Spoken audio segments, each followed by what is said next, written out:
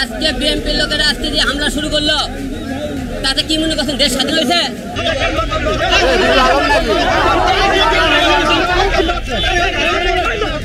এরা এক দলে আওয়ামী লীগ মধ্যে একটা বিএনপি করতেছে।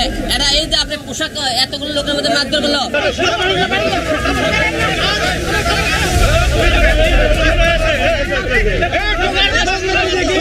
যে আমি হিরো আলম তারেক জিয়ার নামে কোনোদিন কোনো খারাপ কথাকে বকা দিছি, গালি দিছি, তাহলে আমি আপনাদের জুতোর মালা গড়ার দিয়ে আমি সারা পুকুরটা সব ঘুরাবো।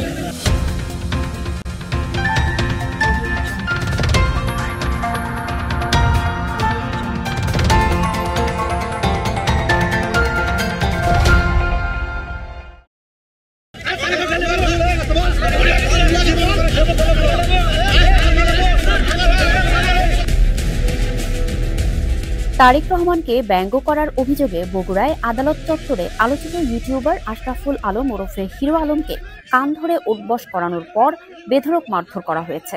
৮ সেপ্টেম্বর দুপুর 12:15টার দিকে চিফ জুডিশিয়াল ম্যাজিস্ট্রেট আদালতের সামনে এ ঘটনা ঘটে।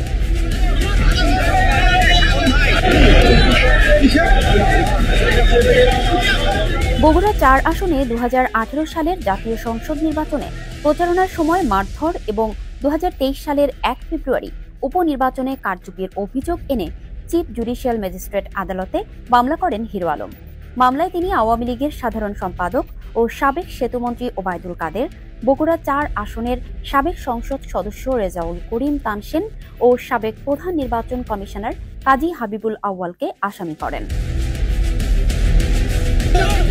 মামলার পর বেলা 12টার দিকে আদালত চত্বরে হিরো আলম সাংবাদিকদের সঙ্গে কথা বলার সময় ৫ থেকে ৭ জন যুবক অতর্কিতে তার উপর হামলা চালায়। তারা হিরো আলমকে বেধড়ক মারধর করে আদালত চত্বরের বাহিরের সড়কে নিয়ে গিয়ে কান ধরে উঠবস করায়।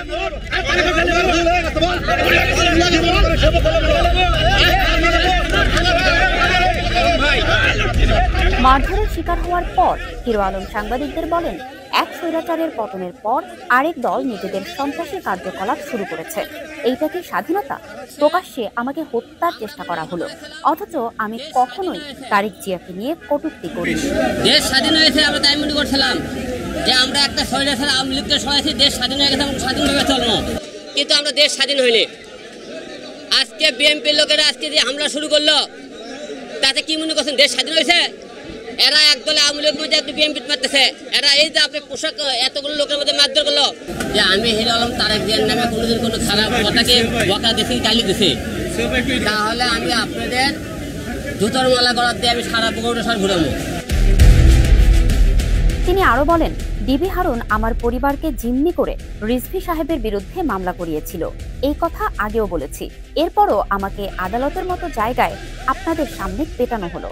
যারা এই হামলা করেছে তাদের শনাক্ত করে নিশ্চয়ই এদের বিরুদ্ধে ব্যবস্থা নেওয়া হবে। যারা মারধর করছে, এই ভিডিও করেছে, তাদেরকে অবশ্যই এর বিচার আমি কঠিন চাই। এর বিচারের কঠিন আমরা তো এখন দেশ স্বাধীন হয়ে গেছে, যারা মাসে আর বিচার না পায় তাহলে বোধ হয় বাংলাদেশের বিচার বলে কোনো কিছু রাখবে না।